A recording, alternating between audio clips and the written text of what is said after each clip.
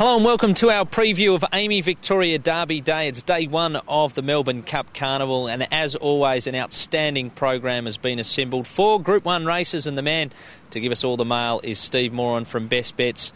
One of my favourite days of the year, yours likewise? Certainly, Sean. A fantastic day beckoning for Saturday. The 4 Group 1s, as you mentioned. Quite a few very short price favourites, but that's another matter.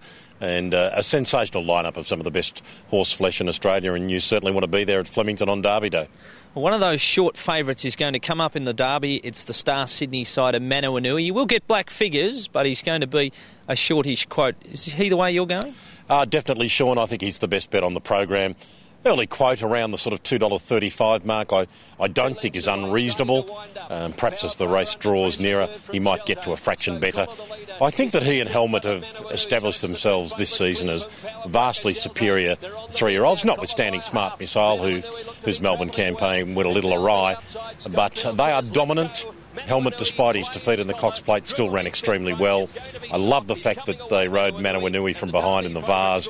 He settled very well. He displayed that brilliant turn of foot, and he dispensed with the opposition there in pretty contemptuous fashion. The Vase has been the key guide. I think he's got a class edge, and I think he's perfectly drawn. And for me, he's the best bet on the program. You're not asked to take ridiculously silly odds on. He's a backable price. What about for our multiple players in the Derby? It is our feature event of the day. Where can you see the dangers coming from? Well, I think certainly the first 3 out of the Norman Robinson, Sabrage, Sangster and Niagara. Sabrage was good. Niagara was unlucky. Sangster probably went for home too soon.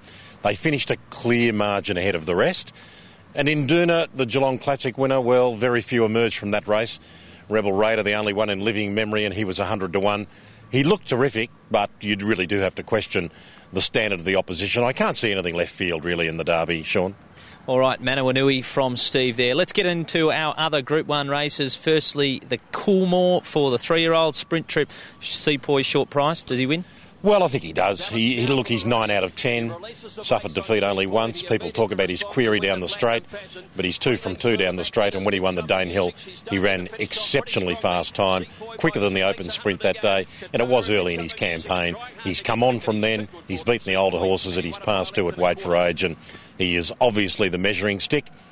If there was an upset, I think the Hong Kong horse Bear Hero attracts plenty of interest for me. Fantastic record down the straight. Now, beaten at 1,200 metres, but that was around the bend, and beaten by a pretty seriously well-performed older horse. I think he's pretty good, Bear Hero. He could be the wild card. All right, there's the suggestions for the Coolmore. Let's have a look at the McKinnon here. We've got the Caulfield Cup winner backing up in Southern Speed. A number of horses are out of the Cox Plate as well, so different form lines coming together. Certainly is. I like Fort Teller. I think he's the best at odds on the program. Not a legitimate roughie. He'll be around the 8 or 9 to 1 mark, but probably the best I could find at the moment.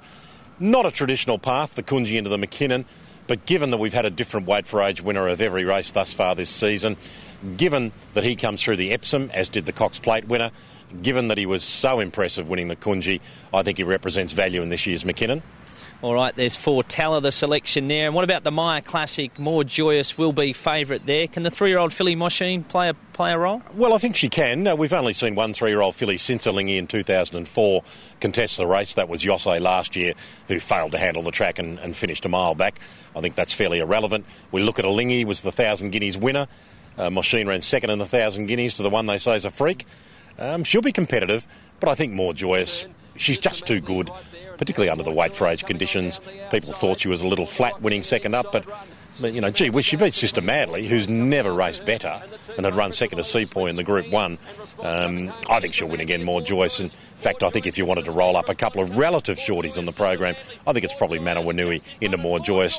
First 2 legs of the quaddie, have something on the all-up, and then maybe you could play a little wider in the quaddie in case one of them gets rolled. Yeah, good idea for us there. Well, you said Manawanui was your best bet for us. You told us Fortella was probably the value runner.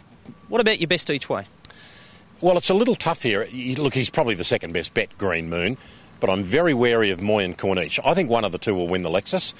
I think they're the only 2 winning chances for mine. Back them both at the odds you'll be able to, so I'd probably lean Green Moon just ahead of Moy and Corniche. All right, well, that's our look at AAMI Victoria Derby Day at Flemington. It's going to be an outstanding day. We look forward to seeing your trackside. Of course, you can find all of Steve's selections in this week's edition of Best Bets. Remember to pre-purchase your tickets also for the Melbourne Cup Carnival, and you can do that through Ticketmaster. Good luck if you're having a punt.